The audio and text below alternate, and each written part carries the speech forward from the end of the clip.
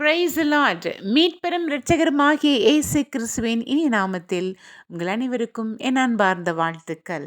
இன்றைய வேத வசனம் எரேமியா புத்தகம் 17 வசனம் 9.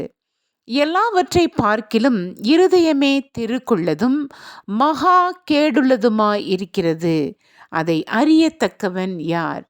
Who can understand the heart that is deceitful?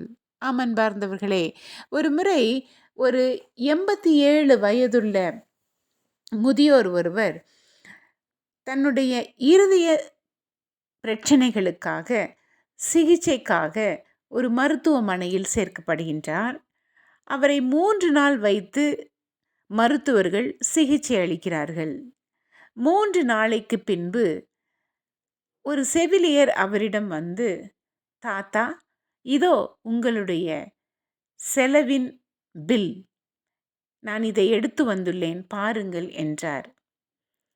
அந்த பில்லை பார்த்தீங்கன்னா கிட்டத்தட்ட 8 லட்சம் ரூபாய் எழுதியிருக்கிறது. அதுதான் அவருடைய சிகிச்சைக்கான செலவு. அந்த பில்லை பார்த்தவுடன் அவர் அழுகின்றார். உடனே அந்த செவிலியர் போய் டாக்டரிடம் சொல்கிறார். டாக்டர் அவரிடம் மீண்டுமாய் வருகின்றார். ஏன் தாத்தா, வேணா கொஞ்சம் குறைச்சிக்கலாம், ஏன் அழுறீங்கன்னு கேட்டார்.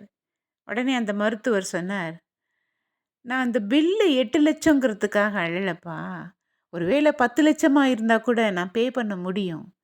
நான் ஏன் அழறேன்னா, ஏதோ 3 நாள் எனக்கு ஏதோ பிரச்சனை, நீங்கள் அதை ரிப்பேர் பண்ணீங்க, அதுக்கு 8 லட்சம் கேட்குறீங்க. இன்றைக்கி எனக்கு 87 வயசு.